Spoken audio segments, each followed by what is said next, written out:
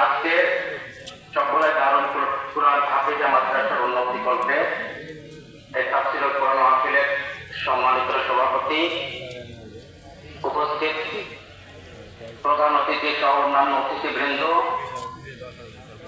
আন্তর্জাতিক খ্যাতি সম্পন্ন মুফাসসিরে কোরআন,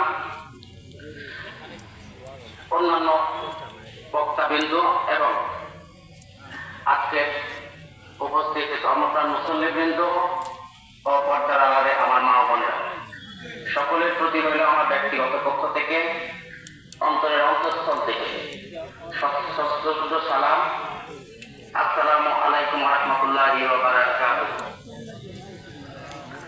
আমি আপনাদের সন্তান, অত্র এলাকায় আমি বহুবার এসেছি। এই এলাকার মানুষের আদর, স্নেহ, ভালোবাসায় সে শৈশব থেকে আজ অব্দি বেড়ে উঠেছি।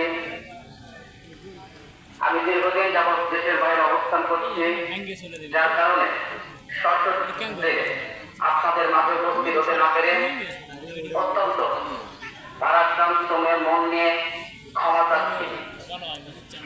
আমি আপনাদের পাশে থাকতে চাই, আমি আপনাদের সেবা করতে চাই, আমি মান্দার মানুষের সেবা করতে চাই, আমি আপনাদের দোয়া চাই। আপনারা আমার জন্য দোয়া করবেন, আমি যেন মান্দার গরিব দুঃখী মেহনতি মানুষের পাশে থাকতে পারি এবং সেবা করতে পারি। সেই সাথে আমি আমার নেত্রীর জন্য আপনাদের কাছে দোয়া চাই। আপনারা জানেন আমার নেত্রী দীর্ঘদিন যাবৎ অসুস্থ। আপনারা আমার নেত্রীর জন্য দোয়া করবেন।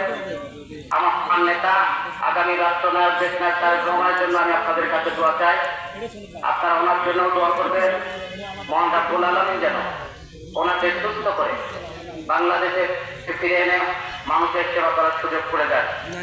এবং সর্বশেষ আমি আরো দোয়া চাই, মান্দার অবিসংবাদিত নেতা, সাবেক সংসদ সদস্য জনতা জনাব শামসুল আলম প্রামাণিকের জন্য আপনারা দোয়া করবেন।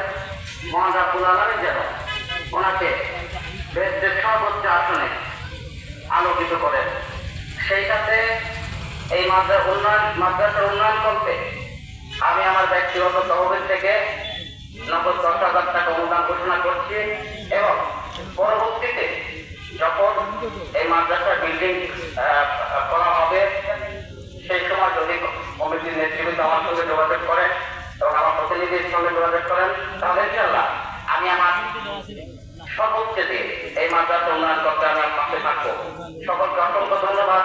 আসসালামু আলাইকুম ওয়া রাহমাতুল্লাহি ওয়া বারাকাতুহু।